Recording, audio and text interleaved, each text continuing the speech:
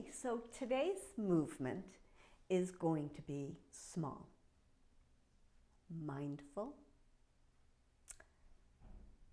and slow. So I'm Ellie. I help people move more, move better, to feel better. I do pain relief work with people, and I combine lots of things as I work with them to help them move their bodies as a whole in the best ease that they can find for their body. So today we're going to take a minute, and actually I want you to take a minute. So I want you to check in with your body. Notice what's going on with your body. So if you're out walking, or if you're, I don't know, cleaning a house or doing things like that, just check in for a minute. Notice, where is there tension? Are you vacuum cleaning with your shoulder way up against your ear like this? Are you wiping windows but you're having to reach and you kind of can't? Or are you walking and feeling like you're sort of trudging? What I want to do is take walking, for instance, is break it down into, so walking isn't just about lifting a leg and thrusting it forward and moving. It's not just about the foot. It's not just about the ankle. It's not just about the knee. Although if you have knee problems, that can affect your walking for sure. Walking isn't just about your hip. It's not even just about your lower body. Walking has to do with your whole body, moving through space.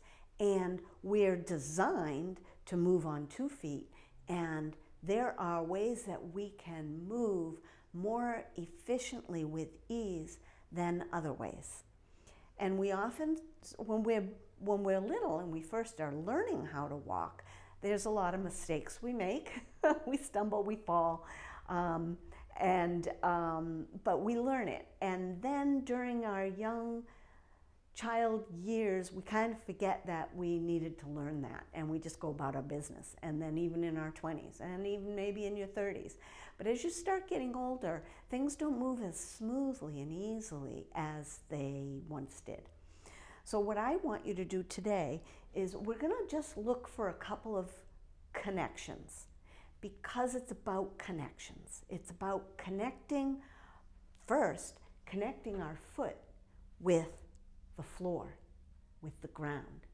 How does your foot meet the floor, and how does the floor, or the ground, come back at your foot? So the interesting thing that I learned when I was first looking at movement and walking, I had a sort of a major revelation.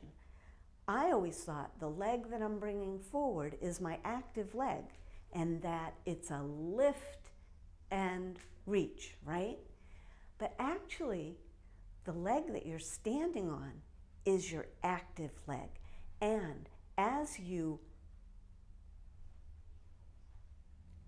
wind up to take that step forward, it's that wind up that floats the other leg forward. So it's our hip movement, or our greater trochanter movement, that comes back and helps this leg go forward. This is the active leg, the leg that you're standing on, the leg that we need to be able to stand on by itself. Much of our walking, when we walk optimally, is done on one leg, because it's on the floor or the ground. This leg is up, and you're transitioning through different, your whole ankle and foot are shifting and transitioning as you bring this forward, this other foot forward. And then when that one places down, you shift over, and then this leg floats forward. And when this leg floats forward, you're on this leg. So Balance is a huge issue as we grow older. We need to be able to balance on one leg if we want to walk well. So the connection I want you to look at first is, or I want you to feel, is your foot on the floor. How does your foot contact the floor? Is it mostly when you're walking, you're going to maybe contact it by the heel, and then you're going to roll forward onto the ball of the big toe and the pinky toe. So play with that movement, just placing the heel and rolling forward. Does your whole foot contact the floor? Do you have an arch in your foot? Do you need more of an arch in your foot? Are your toes involved? So when we're back here, our toes are flexed. Those toes need to be able to flex. And then we come down, and those toes then are going to be in a position to push off. So just playing with this movement, feeling how your foot contacts the floor, and do it slowly and mindfully. So I'm gonna, if I'm walking, I'm doing it on the block so that you can actually see my feet. So if I'm over here, this is my active hip, right? It's gonna go back, and when it goes back, this goes forward, and I'm going to step on the heel. Some people step on their toe box, and that is a way of walking. It's not how I walk. But I'm going to place my heel down.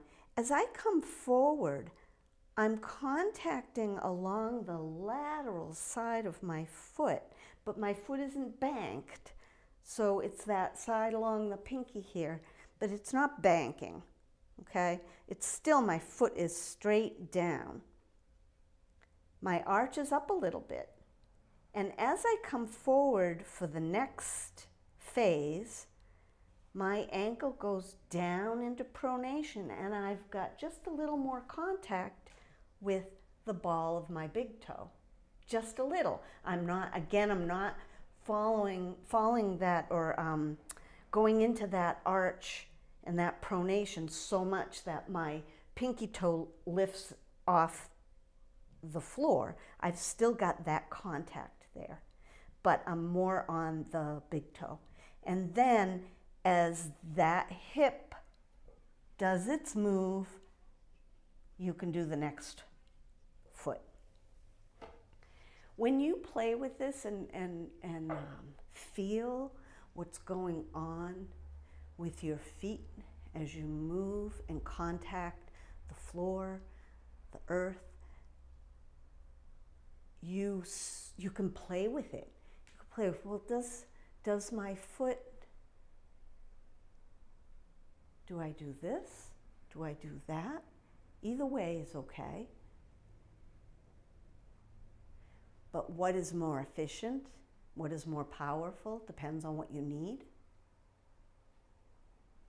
And play with that connection. So one way you can feel the connections, because that foot and ankle is going to then connect up through the knee and into your hip, into your greater trochanter. The greater trochanter is this top part of your bone here, and it's sort of that lever. It's sort of where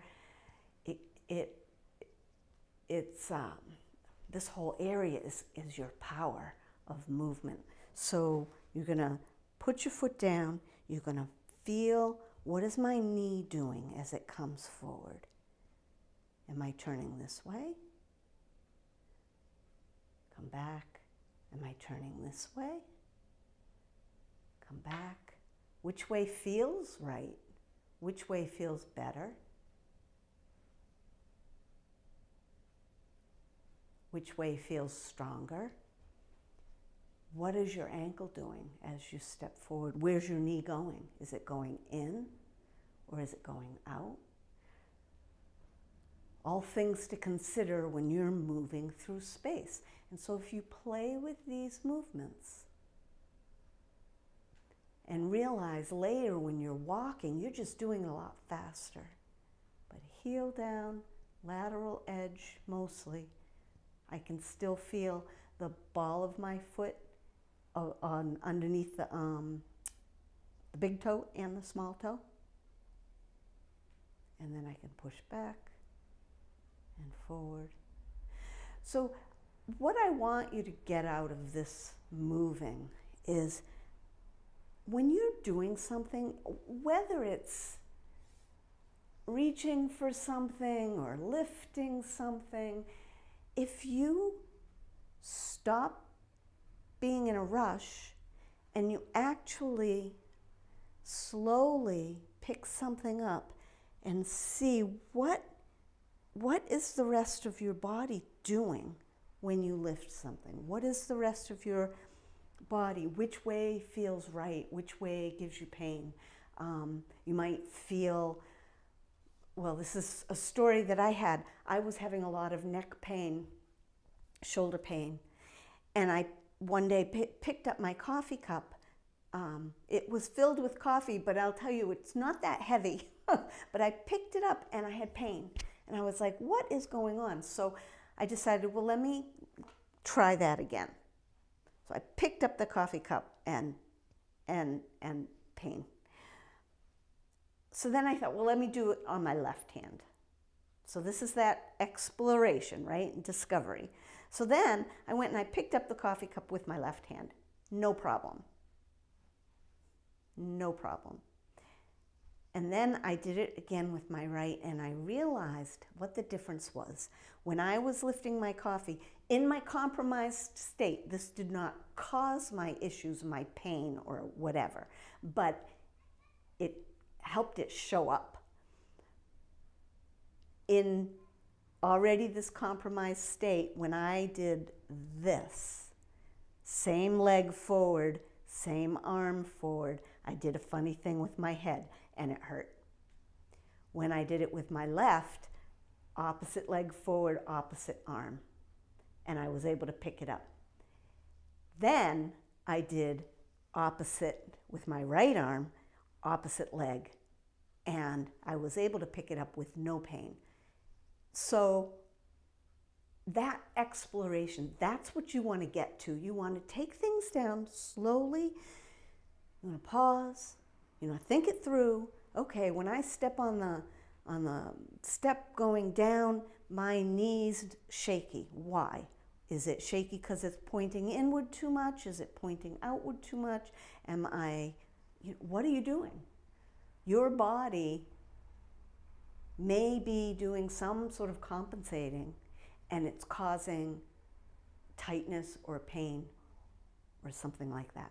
So if you take charge of learning how your body feels when you move, you can play with those movements and help your body to discover better ways of moving or ways that don't cause pain.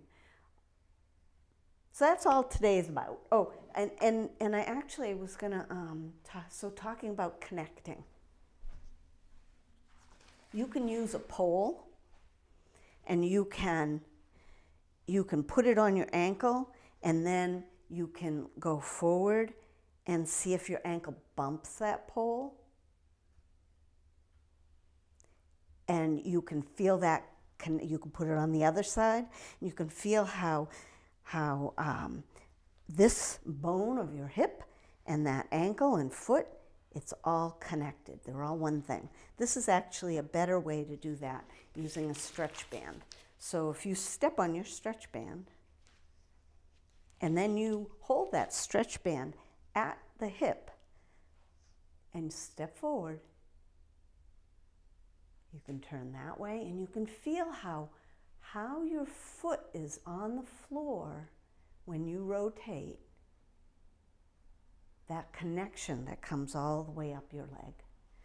Maybe it comes up, maybe, what was I going to do? I'll go this way. So maybe it's the opposite hip on that foot. But it helps you to connect and feel that your foot is connected to the ankle, which is connected to the knee, which is connected to your hip. And at some point, we can talk about the rest of the body because it also follows along. It's all connected. Floor, up, through, and out through the top of your head. So that's it for today. Try it. Let me know what you think. Let me know if you are have questions, or just really just explore and feel what you can feel in your own body. See you tomorrow.